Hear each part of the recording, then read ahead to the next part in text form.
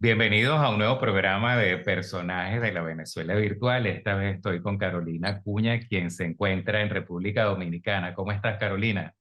Hola Jorge, bien, bien contenta. Mira, bueno, ¿cuánto tiempo tienes por ahí en República Dominicana? Tengo desde el 2007, serían como 16 años, más o menos, aquí. Bueno, ya eres una experta, ¿no? Bueno, yo me he puesto la etiqueta de Benedomi, porque la verdad es que soy venezolana, muy venezolana, imagínate.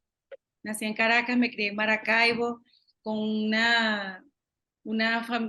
con orígenes de los Andes, pero también de Oriente. O sea, hay una mezcla de cosas que, que siempre van a estar presentes, pero también el tiempo aquí hace que uno se sienta, o sea, cuando vas ya formando tu casa, haciendo todos los trabajos, relacionándote, te vas metiendo, te vas insertando y cuando vienes a ver, tienes tantos vínculos que también yo me siento de aquí y siento que mi hogar está aquí, ¿no? Bueno, eso Entonces, es parte, digamos, de uno sentirse bien, es sí, empezar a integrarse, pues, y exacto. querer donde uno vive también, pues. Bueno. Ujú.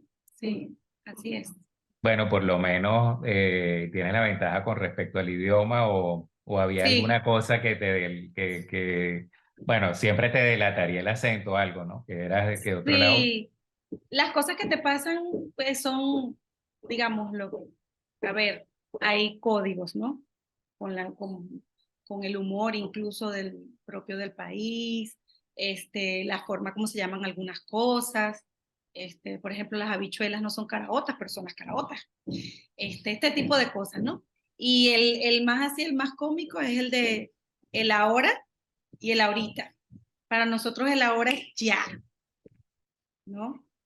Y aquí no, aquí es diferente. Entonces, muchas veces no manejar esos códigos te puede causar cosas, ¿no?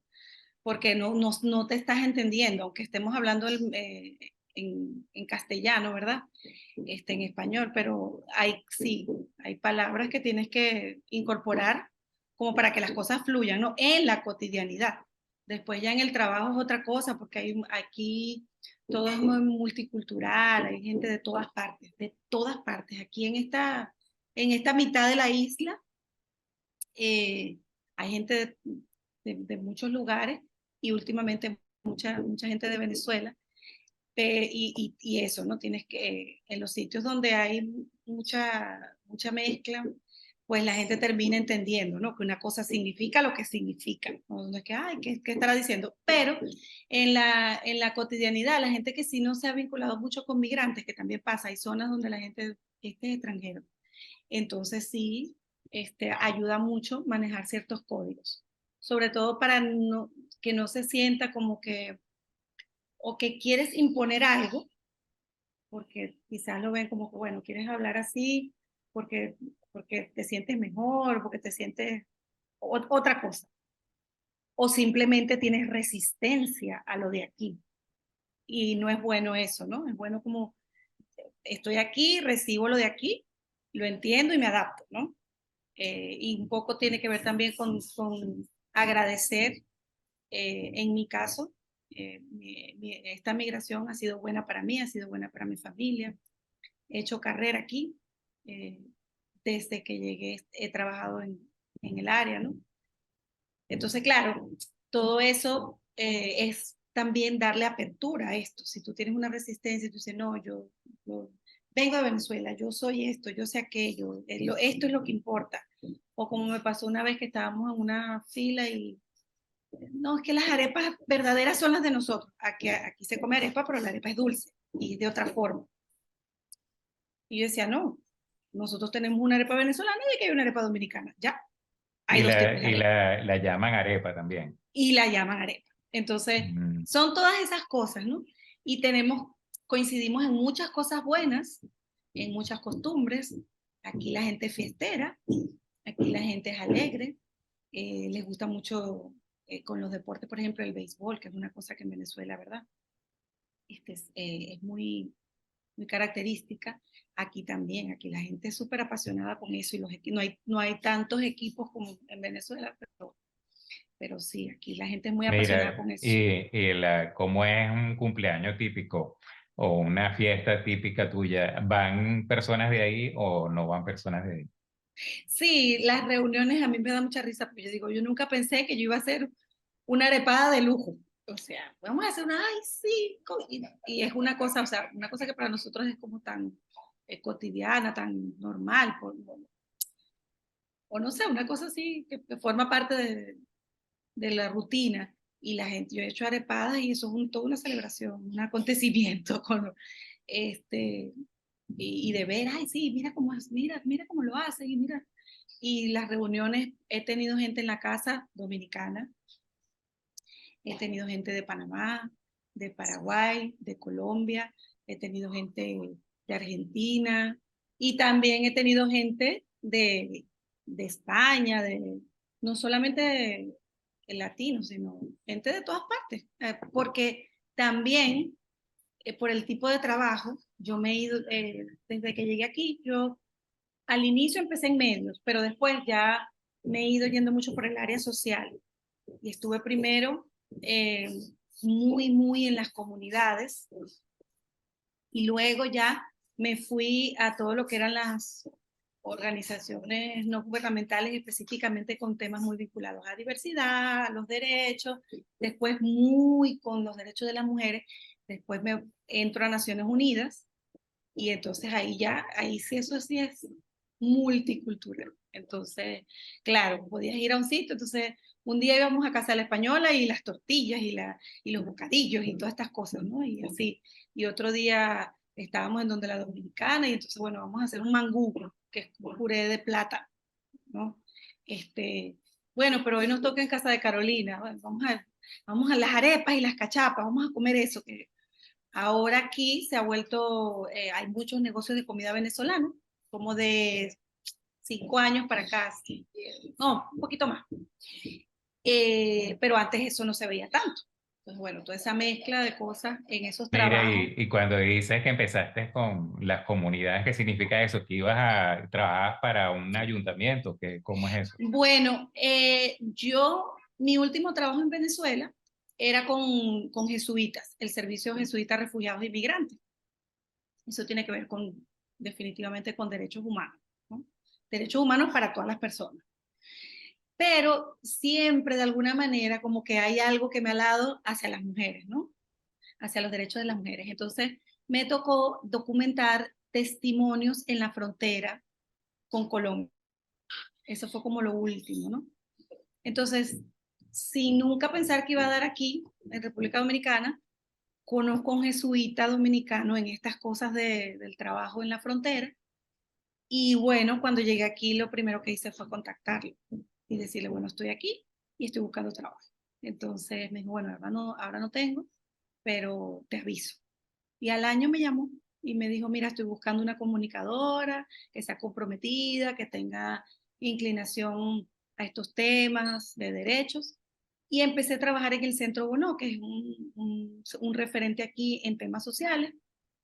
Ya el tema no era migración en Colombia, sino con Haití. Y entonces empezamos a documentar todo este tema de los derechos a los migrantes. Y yo también soy migrante. Y bueno, todo eso se fue dando empecé a trabajar yendo a las comunidades de migrantes. Eh, a lo mismo, o sea, desde la comunicación, visibilizar los derechos, visibilizar el trabajo, coordinar las publicaciones para que quede como una memoria, ¿no? Algo escrito del trabajo que se hace, porque se percibe mucho en República Dominicana como que los haitianos son malas personas o, o son vagos. Bueno, es una cultura muy diferente, aunque están en la misma isla, pero hay gente buena y trabajadora y valiosa de todos los países. O sea, nosotros también tenemos gente de gente. Entonces, bueno, este centro Bono acoge a estos migrantes, les ayuda, y entonces ahí empecé a hacer ese trabajo de ir a batelles, de ir a zonas donde donde hay trabajo con migrantes. Aquí el sector de la construcción trabajan muchos migrantes haitianos, ¿no? Y bueno, me fui acercando como a ese tema en principio, ¿no? De trabajar esos derechos. Después cuando vino el terremoto en Haití, el último que fue muy fuerte, me tocó ir también, y entonces también fuimos haciendo un levantamiento en los refugios y la situación de las personas y específicamente de las mujeres y de las niñas y los niños, ¿no? Que en situaciones de desastres y esto, los refugios no son los más seguros, hay una serie de protocolos que no se respetan, entonces, y las mujeres lastimosamente siempre empiezan como a estar más vulneradas en sus derechos y las niñas, ¿no? Entonces, ese era el trabajo como en el Bonoto, en ese tema. Entonces, el ir a las comunidades era eso, tener esa cercanía. Tú no puedes mirar estos temas con, como, ay, qué triste que pase eso, pero de primera mano, los testimoniales, conversar con la gente, acercarte, escuchar, tener esa apertura, te da otras experiencias, ¿no? No solamente para el trabajo que estás haciendo, o sea, que no se vea solamente como que te utilizo, me cuentas y ay, tengo mi publicación estrella, tengo mi foto, ¿no? Sino también, es, yo pienso que también, yo vivo mucho lo que hago, me gusta mucho y me he ido quedando en esa área por eso, porque esa parte humana es muy importante. Claro que trabajo y claro que tengo un sueldo y todo lo demás, ¿no? Pero además el poder sentirte que aportas es muy importante, ¿no? Y luego que aportes en un país que te ha acogido es maravilloso también, ¿no? De alguna manera contribuir poco o mucho al bienestar colectivo, ¿no? Y desde tu experiencia, ¿no? No es mis títulos, mis diplomas, los idiomas que sé o lo que...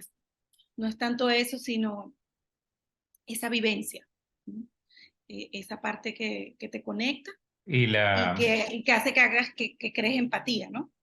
bueno, la parte Bueno, como esta, estoy en vivo, me voy a tomar un café. salud. Mira, bueno, Gracias. la parte esta de que existe, bueno, la convivencia de dos países que en teoría son, desde el punto de vista quizás de estándar de vida, bastante, digamos, Sí, diferentes, hace que sí. haya mucha gente en esas fronteras queriendo pasar hacia el lado de Dominicana, me imagino. Ujú. ¿Cómo Sí. controlan eso? Eso es una frontera que está súper regulada, que tiene mucha vigilancia. ¿Cómo es eso? Mira, como en todos los sitios, el desorden, el desorden favorece a que pasen todos los abusos. Hay controles, hay puestos de chequeo. Las venezolanas y los venezolanos hemos tenido incluso que transitar esos caminos, ¿no? Eh, y en esos controles todo depende. Todo depende de quién está en el control, a quién le toca ser chequeado, ¿no? No es que a los hombres no lo chequeen, pero con las mujeres es muy particular, ¿no? Porque se cometen los abusos, como también se cometen en la frontera, se siguen cometiendo en la frontera con Colombia y Venezuela y en todas las cosas fronterizas. Hay controles, pero siempre lo económico se impone. Si tú tienes para pagar, hay quienes no se van a corromper y van a hacer su chequeo como lo deben hacer. Y hay quienes van a hacer un chequeo que no respeta los protocolos y quienes te van a pedir que les pagues, ¿no? Y eso también lo conozco de primera mano porque una parte migramos como con privilegios, en mi caso, una migración protegida, mi esposo vino primero, y está la migración de todas esas familias que se viene primero una persona, como pueda, por donde pueda, con lo que pueda, y eso te hace vulnerable, ¿no?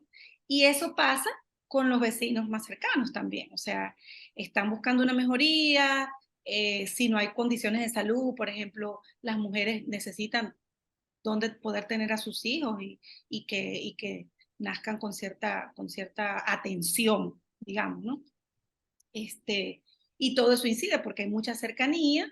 Entonces, en los países pasa mucho que nos gusta un tipo de migración. Queremos a los inversionistas, en este caso queremos a los blanquitos, a los profesionales, pero no queremos a los pobres o no queremos a esa gente que vino desesperada. A lo mejor quien viene con, con, con pocos recursos no necesariamente es tan pobre, ¿no? Pero bueno, su situación es especial, tuvo que salir por X circunstancias y lo único que pudo hacer fue su maleta, la que pudo, porque estaba la Mira, oportunidad, ¿no? tú que eres experta en esos temas No, y yo. ahora que estamos hablando de eso, ¿habrá alguna estadística que indique que hay, por ejemplo, si una mujer aplica para migrar para un país y tal en general, no tiene que ser República Dominicana, y un hombre aplica, que tenga más chance el hombre que la mujer, Yo creo que no, mira, o en eso no hay discriminación? mira qué pasa con las estadísticas. Ujú. Que las estadísticas, muy pocas están desagregadas por sexo. En la generalidad, si hablamos, bueno, en el mundo hay más mujeres que hombres. Ahora estaba, antes de conectarme contigo, estaba viendo datos de la CEPAL del 2020, cada 5 años se actualiza. Y había una proyección y ciertamente hay más hombres que mujeres, pero ¿qué sucede? Que cuando se trata de desagregar los datos por sexo, aquí consigues muy poco y en general en el mundo, a menos que sean organismos internacionales, se ocupan de hacer esa desagregación para ver estos temas de la vulneración, de si hay sesgo, de si hay una discriminación de, bueno, eres mujer, entonces, bueno, si la admito, entonces está la licencia por maternidad, los hijos, el cuidado, esas cosas que hacen que aunque no esté registrado, si hay una brecha. O sea, aunque no esté tan exactamente llevado, ¿no? Si tú te pones a buscar los datos, siempre es muy general, pero cuando tú quieres precisar algo como eso, no es tan fácil de conseguir. ¿Por qué? Porque la visión que hay es, bueno, la, los migrantes, pero ahí están las migrantes también. Entonces, conseguir datos como por sexo, que tomen en cuenta el género, ya te tienes que meter en otras especificidades, porque mis necesidades, aunque tú y yo seamos migrantes, por ejemplo, en un momento, si yo estoy migrando y estoy en mi ciclo, ¿verdad?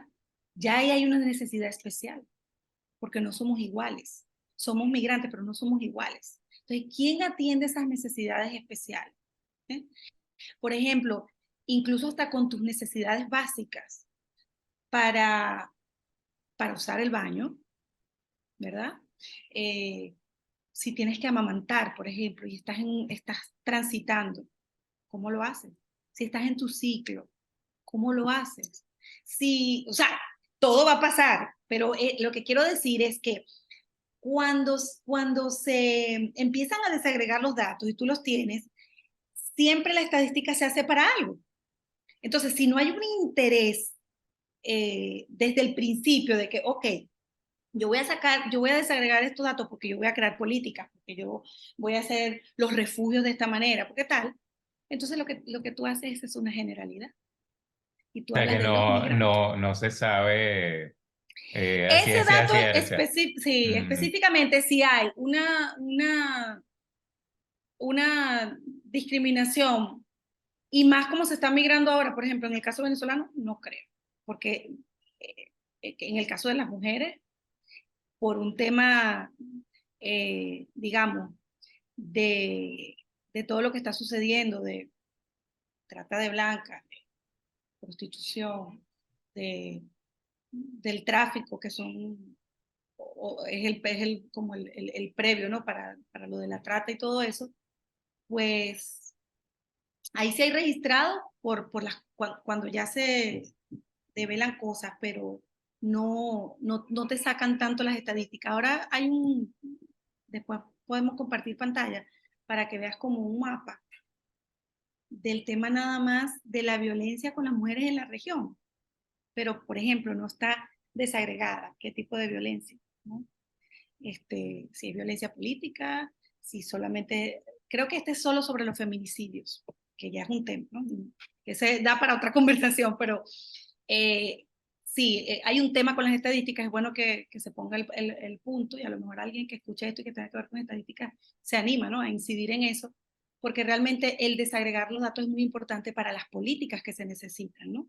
Para las políticas enfocadas en derechos y en estas particularidades que tenemos las mujeres que no nos hacen ni menos ni más.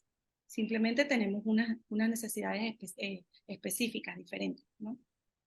Sí, bueno, yo no sé de las estadísticas, pero me da la impresión, por ejemplo, aquí en Ujú, Europa, la gente que ha venido de Siria siempre sale como, digamos, ujú, el caballo de Troya es el hombre y después trae a la mujer.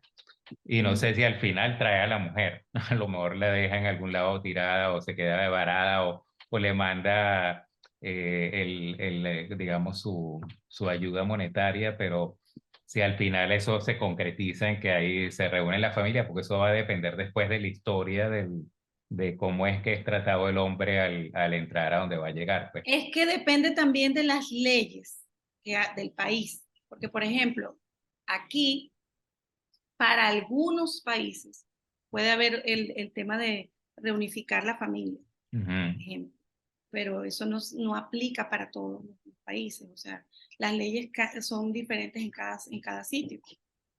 Entonces, eso va a depender. Aquí, eh, lo, en el caso de República Dominicana, por ejemplo, aquí hay muchas mujeres que están o en el trabajo doméstico o en otros oficios que no necesariamente son para los que se prepararon, que vienen primero y que mandan dinero, pero si es en el caso dominicano, República Dominicana, una de sus fuentes de ingresos son las remesas, y eso lo mandan tanto hombres como mujeres.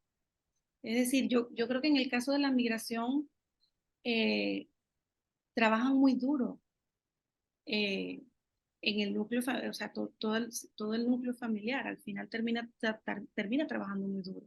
Tanto es duro para el que se queda como para el que se va, sea el hombre o la mujer, ¿no? Ahí, eh, claro que las desigualdades van a venir más por las particularidades. Si migras embarazada, no puedes migrar embarazada, bueno, se va la pareja, por decirte. Hay 3 niñitos, el paso, ¿cómo nos vamos a ir? Nos vamos a ir por la frontera, bueno, con los 3 niñitos vamos a agregar los 3 niños, bueno, me voy yo primero. Entonces después vienen de a poco, ¿no? Este, porque cada caso es diferente.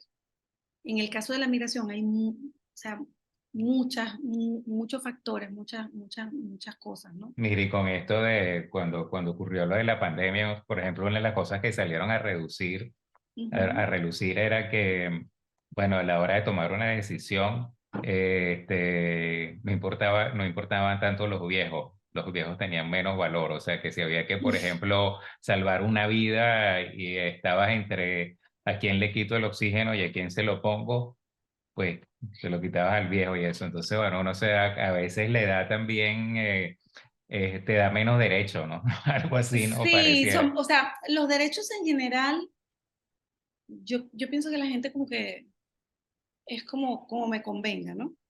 A veces hay un manejo con eso.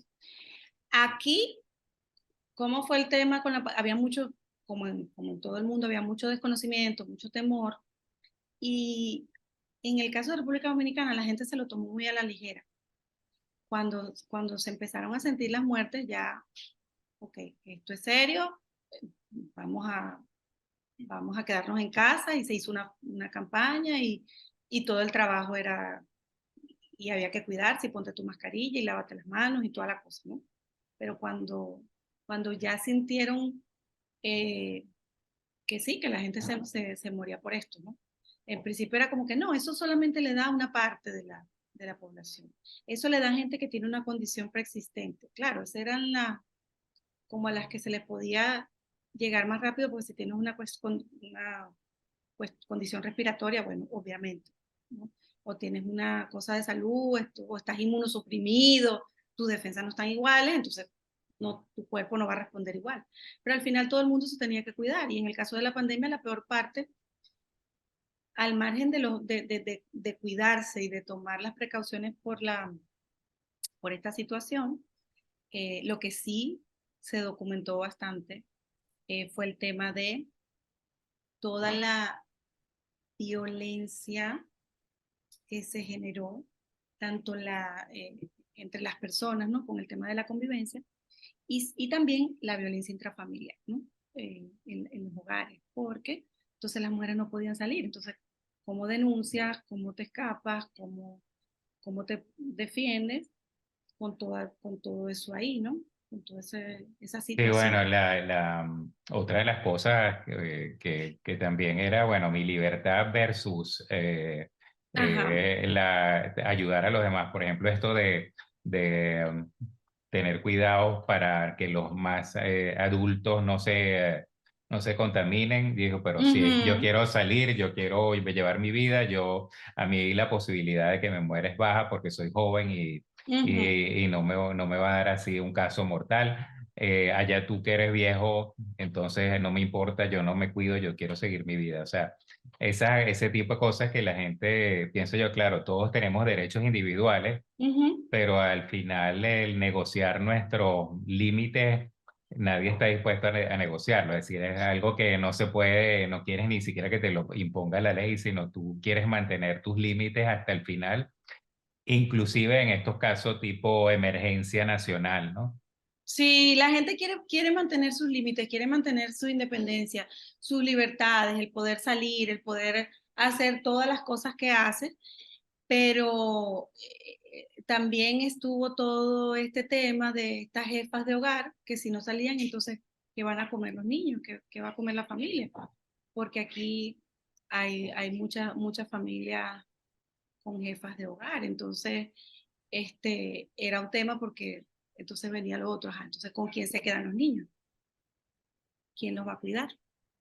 Entonces, como no está esa cuestión de esa paternidad responsable, esa corresponsabilidad, pues entonces, y alguien tiene que salir a buscar la comida, entonces los niñitos a veces muchos niños quedándose solos, entonces si además a eso le sumas el tema de en sitios vulnerables, entonces los abusos, las situaciones en riesgo, todo eso este, aumentó, por decirlo así,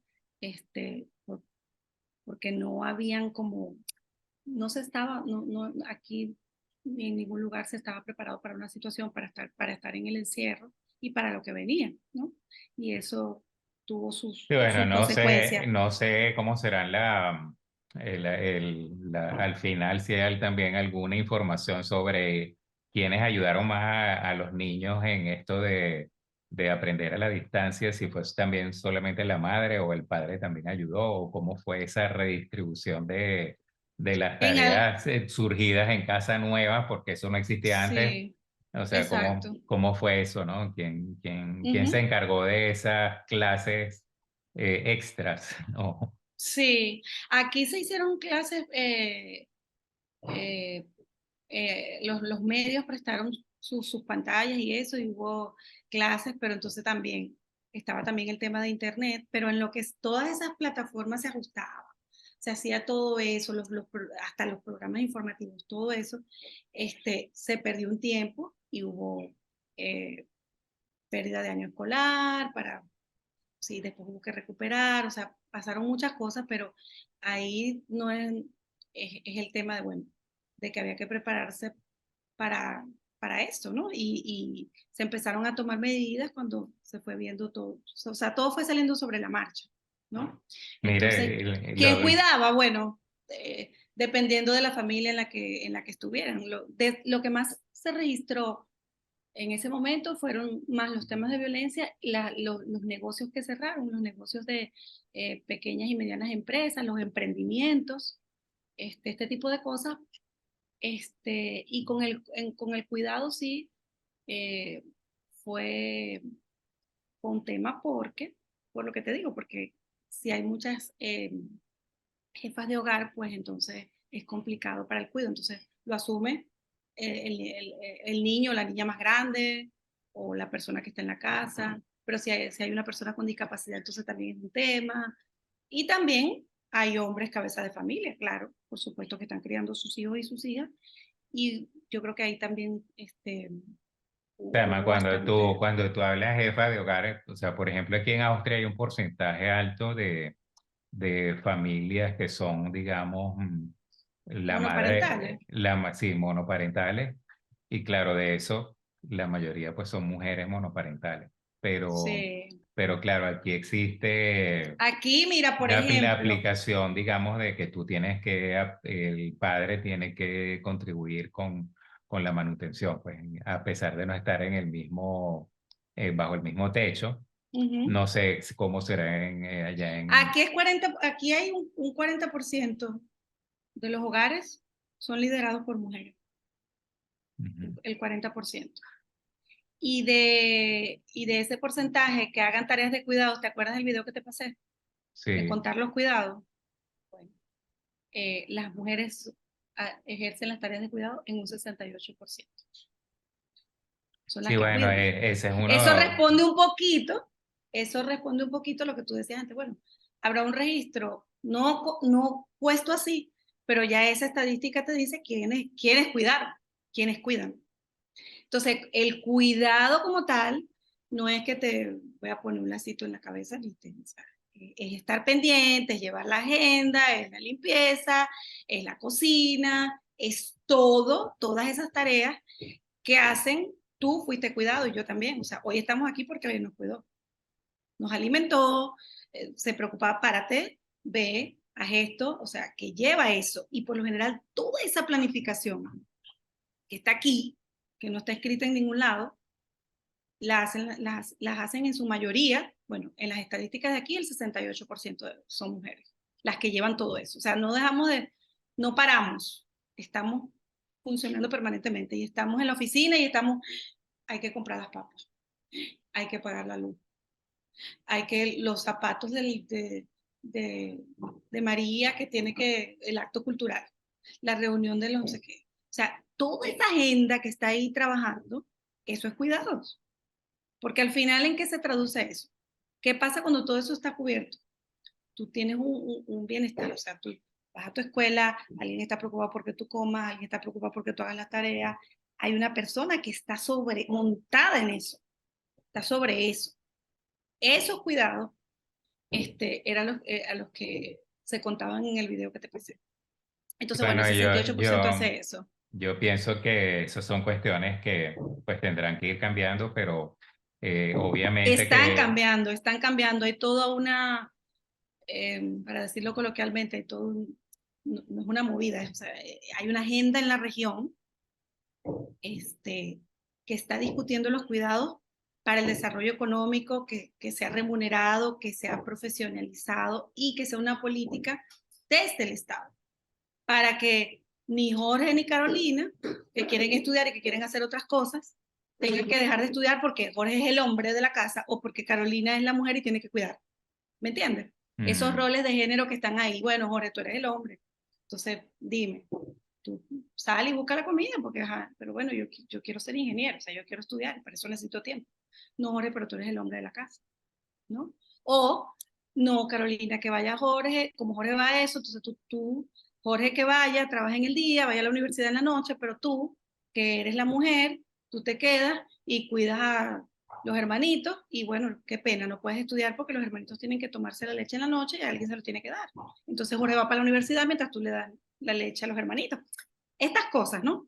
Entonces el cuidado siempre ha estado como muy feminizado, no es cuantificado y no es remunerado y tampoco es especializado. Porque si encima alguien sufre un accidente, una persona con discapacidad, no discapacitada, con discapacidad, necesita eh, esos cuidados especiales y a lo mejor, bueno, yo creo que lo estoy haciendo de la mejor manera y lo termino de fracturar o le ocasiono algo, ¿entiendes? O sea, esa profesionalización es algo que también se está trabajando en la región y desde aquí, desde República Dominicana, tiene un fuerte respaldo para eso, para que haya más equilibrio en las tareas.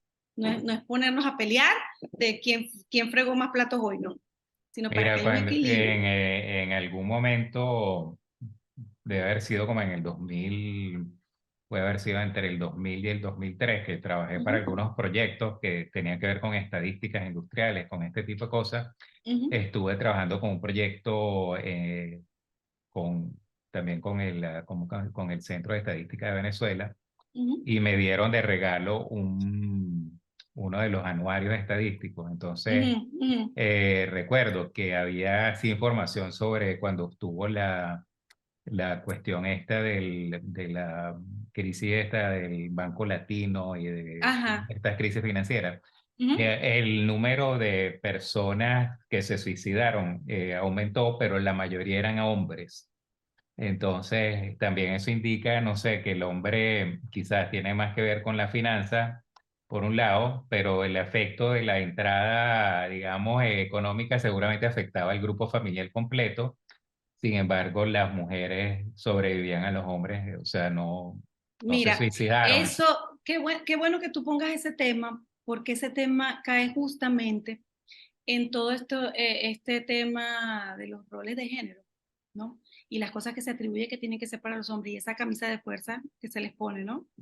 Y a lo mejor económicamente, a lo mejor no, o sea, las mujeres también pueden ocuparse de las finanzas, se ocupan, nos ocupamos y aportamos, pero con todo este tema de lo que hablábamos antes de los cuidados, sentir esa presión y no poder responder a eso que espera la sociedad con ese rol. Nosotras nacemos con una mochila que tienen en ese morral está la maternidad, el cuidado, somos delicadas, somos así, o sea, con los estereotipos, que te tienes que casar, que tienes que poner, que sepa coser, que sepa bordar y que ponga la mesa en su santo lugar, pero los hombres nacen porque no llores, no te vas a quedar en la casa y tú cocinas y no, pero tú lo que tienes es que buscar el dinero y tú eres, o sea, con un rol proveedor sobrecargado, ¿no? Entonces las mujeres también asumimos un rol proveedor, ¿no? Y eso no significa que yo me masculinizo, ni tú te feminizas, ¿no? Pero siempre se ven esos roles, ningún extremo es bueno. Entonces cuando esos roles de género, que son construcciones que se hacen, se quedan y se extreman, entonces vienen estas cosas, vienen estos efectos. Un hombre no puede decir que es acosado, claro que debe decirlo y debe denunciarlo además, porque el acoso es un delito de orden público, sea quien lo sufra. Pero a las mujeres tienen el permiso de denunciar esos acosos. Y todo eso, por eso cuando la gente, el término de roles de género, está muy satanizado y desvirtuado, ¿no? Y muy también lo utilizan para muchas cosas, o como un pegoste. Con perspectiva de género, pero usted sabe lo que es tener perspectiva de género en realidad. O sea, o usted lo usa como le parece, ¿no? Y por eso es que pasan todas estas cosas. Nadie está mirando cómo lo sufre un lado y cómo lo sufre el otro. Lo sufre. O sea, cómo tú tienes que ser de una forma que la sociedad espera como hombre y cómo tú tienes que ser mujer como lo espera la sociedad. Entonces las niñas que digan, bueno, yo quiero ser presidenta, pero ella debería estar pensando en cuántos hijos va a tener. Bueno, y si no quiero tener hijos, si lo que quiero es hacer otras cosas, ¿qué pasa? No pasa nada, ¿no? Y tú puedes decir, bueno, yo lo que quiero, yo quiero ser chef, yo no quiero ser doctor, no quiero ser abogado, o yo quiero ser cantante, bailarín, lo que sea, O varias cosas. o todas las cosas que tú quieras hacer, ¿me Sí. entiendes? Entonces, con esos roles pasan, y sobre todo en la generación nuestra, ya ahora hay un poquitico más de apertura, poquitico, pero en la generación nuestra, yo me acuerdo cuando yo empecé, mi primera carrera fue una carrera técnica, y cuando yo dije en mi casa publicidad, técnico superior universitario, eso fue, pero eso, técnico superior, pero ¿qué es eso? Y publicidad, y fíjate, ¿no? Después yo saqué mi licenciatura en comunicación. No me voy a poner de que con el currículum, lo que quiero es traer el ejemplo de cómo la visión de las cosas te marca. Y al final te puedo decir que en todo el historial laboral, la publicidad ha salido mucho en todas las cosas que yo he tenido que hacer. No tanto como con un fin comercial, sino más lo que hablábamos al principio, de la parte social, de los derechos, pero todo eso tú tienes que hacerlo digerible y que la gente lo entienda, ¿no? Tú no te puedes, yo no me puedo poner aquí a citar autoras y cosas, porque eso no, eso está bien para el estudio, pero en la práctica, ¿cómo eso me sirve para ser mejor persona, para colaborar, para aportar? ¿No? Que yo creo que es un poco lo que nos pasa con el tema de género y con el tema de los derechos, que lo vemos como, eso está escrito en un libro, sí, la Declaración de los Derechos Humanos. Bueno, sí, los derechos son para todas las personas, pero es así. En mi práctica, cuando yo salgo de esa puerta, yo estoy consciente de eso. Yo estoy consciente de que debe haber una, no solamente una igualdad, tú y yo no somos iguales. Tú eres un hombre y yo soy una mujer. O sea, tenemos, ni los infartos no son iguales, o sea, tenemos necesidades específicas. Entonces, cuando se habla de toda esa perspectiva de género, de tener esa visión, es considerando lo que la otra persona necesita para poder Sí, bueno, avanzar, nunca, para nunca, poder avanzar, ¿no? o sea, Para poder no, participar.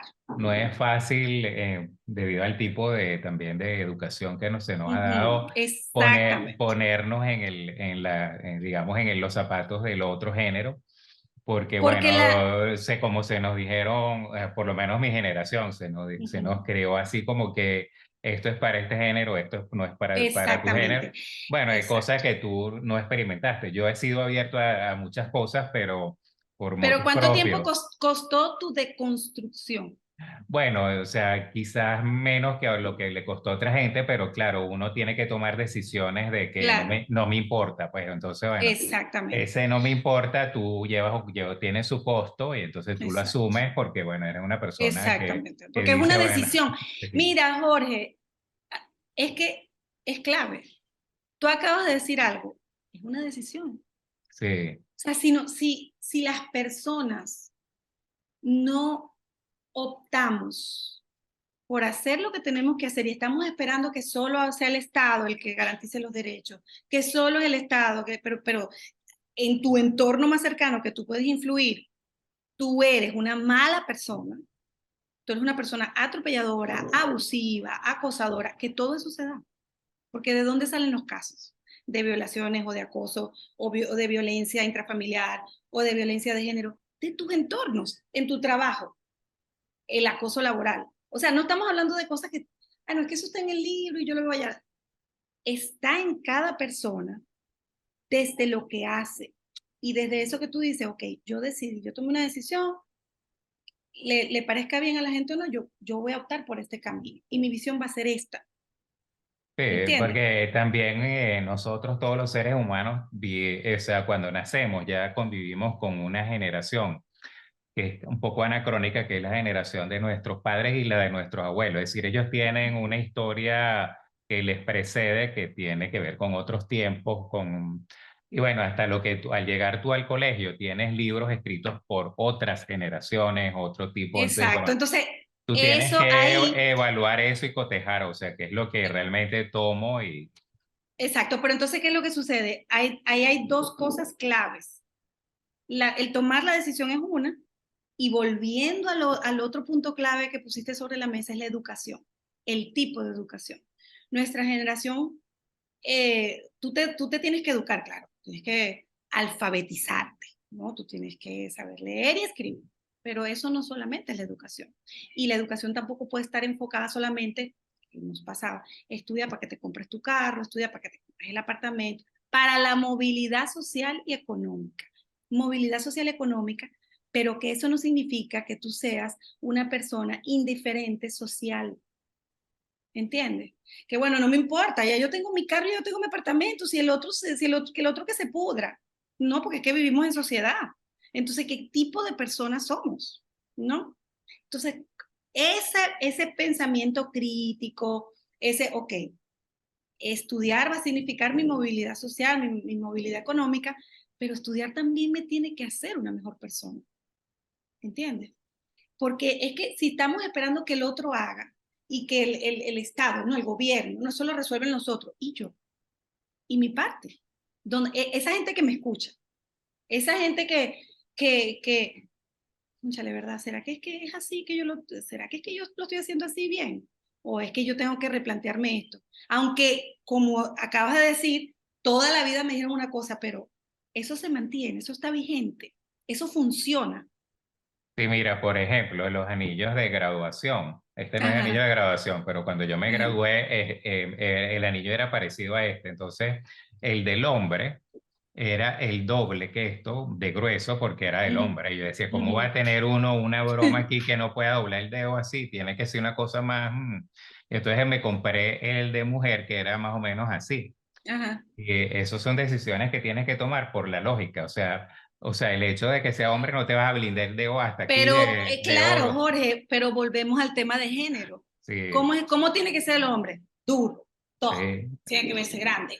¿Qué tiene que ver eso con el tema de género? Ah, bueno, algo grande, algo fuerte, poder, Claro, pero tú decir, poder. no, yo, porque te llega una compañía que te Ujú. vende eso y tú le dices, no, Claro, a mí me porque tiene da, una imagen de cómo debe ser el hombre y lo que debe usar el hombre. Si tú a le mí, dices que tú a vas a mí, usar a este mí me da, anillo, sí, te dice, ay, pero es que pero Jorge, tú eres un hombre, o sea, un hombre tiene que usar un anillo que se ve. sí, sí. Pero, Entonces, pero tú lo ves hoy en día y dices, bueno, la verdad es que ese anillo no tiene ninguna cosa que no tenga, claro, que indique pero que es mujer. O es sea, que muy interesante porque poco a poco en la conversa vemos cómo el género está presente todo, en sí. todo. Y yo no tengo que ponerme a conceptualizar, bueno, género es una construcción, no, no.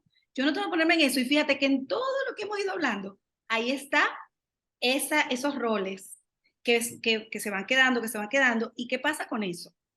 Ahora hemos dado ejemplos domésticos, pero cuando teníamos el previo y veíamos cómo, vamos a ver cómo va esta conversa, cuando hablábamos de los derechos, ¿verdad? De las mujeres, tú te das cuenta entonces cómo, por ejemplo, yo pudiera hablar de muchas cosas, bueno, del derecho a la vida, pero para mí yo siento que es fundamental la participación política.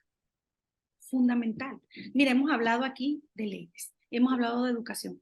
¿Cómo tú puedes regular o crear normas que se revisen cosas? Eso se hace desde el poder, eso se hace desde las legislaciones, eso se hace desde las leyes. Y si todos los que están legislando son hombres, entonces está el anillo grueso, pero vamos a trasladar el anillo grueso a esos ejemplos, donde nosotras quedamos por fuera, donde quedamos invisibilizadas, ¿entiendes? Entonces, la parte de la participación política, no en igualdad, con paridad, con equidad, es muy importante. ¿Y por qué digo que no en igualdad? Porque bueno, yo voto, eso es participación política, ¿entiendes? Yo puedo organizar gente, yo puedo buscar quienes vayan y encauzar, ¿verdad? Que ese líder o esa lideresa llegue. Ahora bien, yo necesito un poco más como mujer. Las mujeres necesitamos también estar donde se toman las decisiones. ¿Por qué? Por lo que también hablábamos hace un rato. Esas políticas dirigidas especiales que se necesitan. Para entonces que eso no te coarte como tú decías, bueno, ¿será que cuando hay una admisión en migración, toman esto? Bueno, lo admito a él, bueno, es más práctico, es más fuerte, puede hacer estas cosas, no se embaraza, no hay licencia, no tal, vamos a meter este migrante, en vez de a la migrante, ¿no?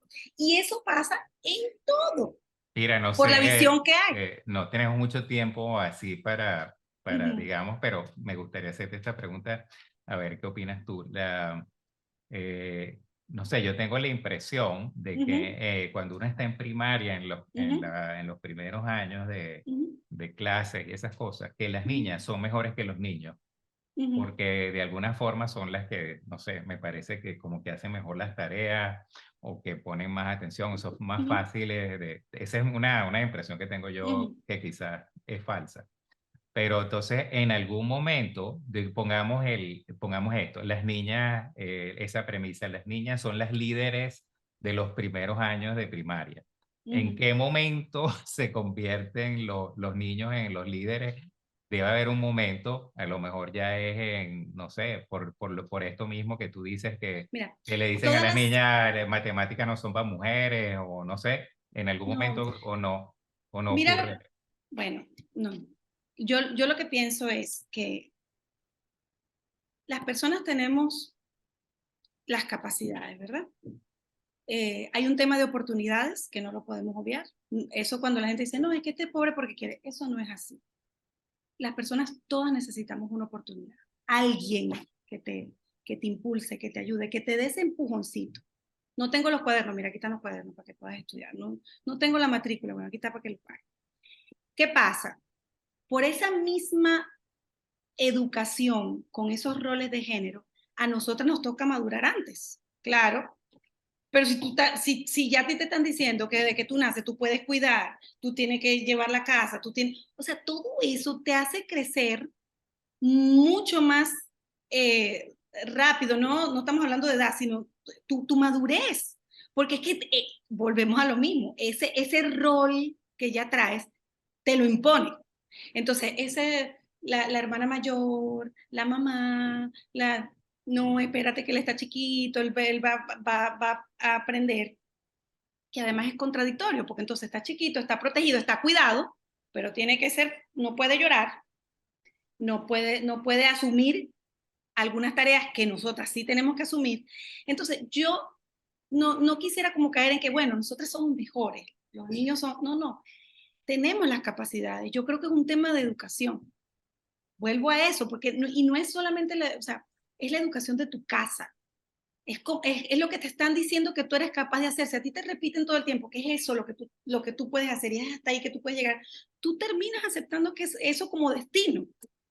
La maternidad es tu destino, cuidar es tu destino, porque nadie contradice eso y todo el mundo lo valida, ¿entiendes? Entonces, ese rol de ese niño que, bueno, ella es más madura, pues, bueno, ella cuida, ella es la mamá, ella es la hermana, influye en esa madurez.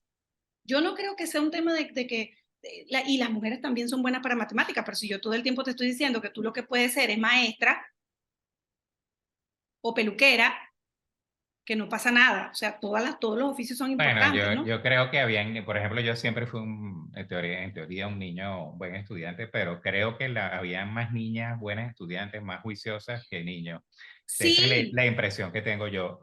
Pero claro, las maestras, yo creo que empecé a tener hombres en la educación, que quizás sería en bachillerato y en bueno, a primaria lo a lo mejor mejor. tu experiencia, mi experiencia de primaria, yo tengo una maestra mi maestra de cuarto grado, que espero que esté bien, hace mucho tiempo de eso, era tremenda maestra.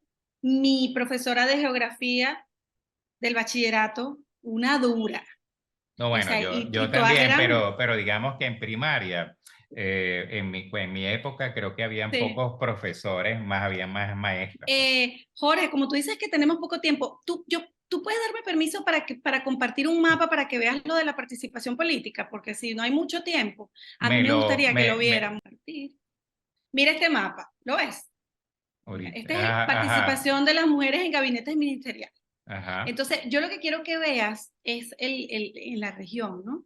ujú, Como toda esa, fíjate, y ahí tú tienes, ¿no? De 0 a 20%, Guatemala, República Dominicana, mira, Brasil, Argentina, y eso es muy interesante con el tema de la coherencia en el discurso, ¿no? Las consignas, lo que dicen que se está ujú. haciendo, pero cuando nos vamos a los números, entonces mira, de 20 a 40%, mira, Venezuela, Ecuador, Perú, pero luego, ¿qué tipo de participación? Porque nosotros sabemos las particularidades en los países, ¿no?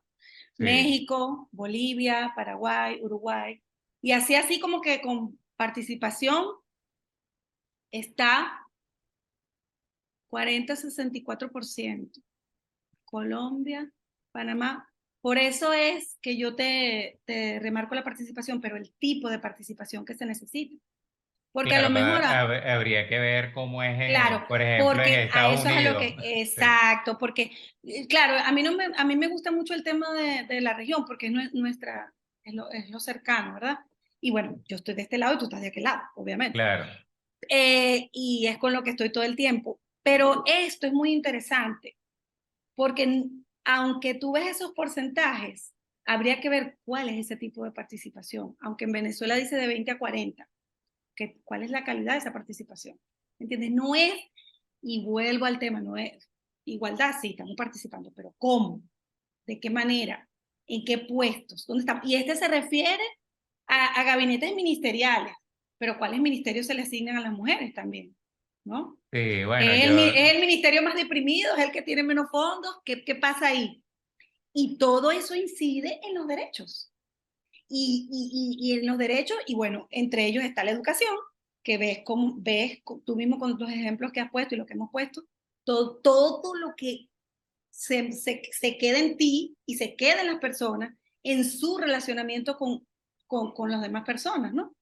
Y si vas a ser definitivamente una persona respetuosa de estos derechos o no. Si a ti se te enseñó que las niñas van para acá y que cuando estén tratando las decisiones en los juegos no participan, bueno, pero traslada eso a futuro. ¿Cómo va a ser? No, pero, ¿y qué hace ella sentada ahí? Sí, Si es bueno, que ella no está aquí para estas discusiones, o sea, estas discusiones el, las decidimos nosotros, que en, somos los que ejercemos poder. en cuestión de ingeniería también hay cuestiones Ajá. así, por ejemplo, el porcentaje Déjame de ver aquí. personas que estudian ingeniería Ujú. todavía es bajo comparación a lo que estudian otras carreras. Sí, Y en general el porcentaje de mujeres en esos estudios sigue siendo mucho más bajo, pues. sí. Y todo eso incide en la participación. Te voy a mostrar este. Mira, este es muy interesante. Esta es una herramienta creada, está en línea. Mira, Ajá. todos estos son casos de violencia en el mundo contra las mujeres. Ujú. Mira cómo está esto, ¿no? Y nuevamente me voy aquí lo tienes en la región, pero tú puedes poner aquí, por ejemplo, tú puedes buscar los países, pero tiene los nombres y Ujú. todo, de dónde pasaron esos casos, ¿no? Eso está bastante documentado porque la violencia feminicida es más visible. Por eso yo no me he metido tanto con eso, solamente te quería mostrar la aplicación. Hay muchas cosas. Tú que estabas preguntando como de las estadísticas. ¿No? Mira, bueno, para terminar, yo siempre le digo a la gente que me digan su concepto de felicidad y que nos deje un eslogan, que es para ti la felicidad, la igualdad. Mira, la felicidad son momentos. Felicidad son momentos y muchas veces por eso cada cosa tenemos que saber vivir, ¿no? Para que acumular más momentos bonitos, buenos, productivos, ¿no? Para mí eso es la felicidad, momentos. Yo tengo en mi casa momentos registrados con mi familia, momentos registrados con amigos, con amigas. Eso es para mí la felicidad. Un eslogan, todas las personas, todos los derechos. Todas las personas, todos los derechos. O sea, eso Y en, suena utópico, pero y en cualquier lugar del mundo. y en cualquier lugar del mundo. Sí, Eso creo que es lo que, yo sé que es romántico, yo sé que es utópico, pero se puede. Y por lo menos, este, tardará un tiempo, pero yo creo que tarda menos si cada una de las personas hiciera ese ejercicio interno, ¿no? ¿Cómo puedo ser mejor persona? ¿Qué puedo hacer donde estoy para que las cosas sean mejores? No que para que el mundo sea mejor, no, pero para que las cosas sean mejor, seamos más respetuosos y respetuosas de los otros espacios, de la diversidad, del pensamiento diferente, de las diferencias de cualquier tipo. y ¿Entiendes? bueno, indudablemente que todos tenemos que cuidar yo digo nuestro jardín, con que nosotros Ujú. cuidemos nuestro jardín y nos encarguemos de nuestro jardín. Sí, tenemos que cuidar nuestro jardín, pero nuestro El jardín, mundo es la sumatoria de todos los jardines. claramente, o sea, Mm. tú no puedes, sí, yo tengo mis rosas aquí lindas y preciosas y el otro que tenga sus espinas ahí, no me importa porque yo tengo mis rosas, no. O sea, ¿por qué no tenemos un jardín y por qué el otro no puede tener su árbol con sus frutas? Si lo que quiere son frutas y no quiere rosas. ¿Y cómo yo hago? Bueno, yo quiero sembrar el aguacate, pero me estoy llevando todo el agua. Los sembradíos de aguacate son un tema medioambiental, ¿no? Y aquí es un tema. Ajá, pero le estoy quitando el agua a la gente. Y el agua es vida. Entonces, es eso, o sea, es eso lo que digo, que tenemos que ver, porque a lo mejor sí, hay que cuidar tu jardín, pero que no sea a costa del jardín del otro o de la Claro, otra. claro, bueno, ¿Entiendes?